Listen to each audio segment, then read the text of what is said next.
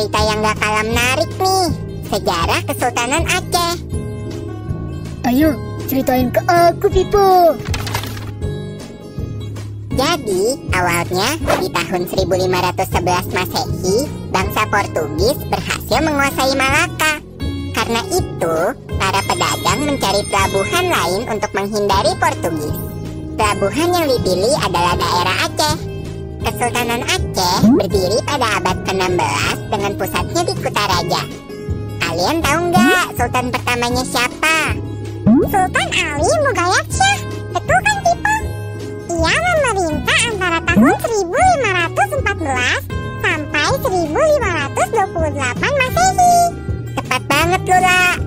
Apalagi yang kamu tahu tentang sultan itu? Setauku, Sultan Ali Mogayat Shah mulai memperluas kesultanan pada tahun 1520 Masehi. Wah, dia itu sultan yang hebat loh. Pada zaman pemerintahannya, Kesultanan Aceh berhasil menguasai daerah penghasil lada dan emas, yaitu Pasai, Deli, dan Arun. Kemudian, sang sultan wafat pada tahun 1530 Masehi dan digantikan oleh putra sulungnya Sultan Salahuddin yang memerintah pada tahun 1528 sampai 1537 Masehi. Tapi sayang banget, Sultan Salahuddin tidak bisa memerintah dengan baik. Makanya pada tahun 1537 Masehi, ia digantikan oleh adiknya, yaitu Alauddin Riayat Shah. Ia memerintah dari tahun 1537 sampai 1568 Masehi. Emangnya adiknya lebih jago dari kakaknya? Iya, Bol. Sultan Alauddin bergelar Al-Qahar, yang artinya sang penguasa, dan beliau menyebarkan agama Islam sampai ke Siak di Riau dan Minangkabau di Sumatera Barat. Terus selama pemerintahannya, beliau menjalin hubungan baik dengan Turki.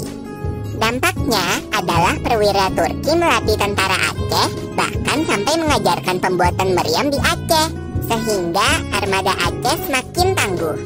Wah, keren banget. Iya ya. Dan dengan kekuatan armadanya itu, Sultan Alauddin menggempur Portugis di Malaka sebanyak 3 kali. Sayangnya, usaha beliau gagal dan Kesultanan Aceh pun melemah setelah beliau wafat. Ah, sayang banget. Terus siapa yang gantiin Sultan Alauddin? Dia adalah Sultan Iskandar Muda.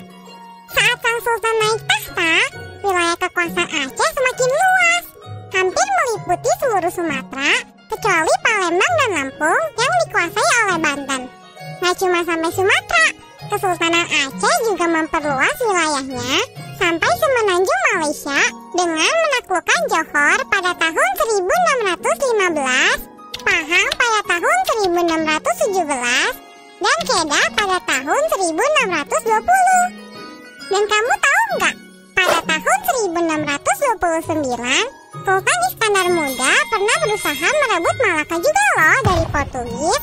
Tapi sayang banget, usahanya gagal.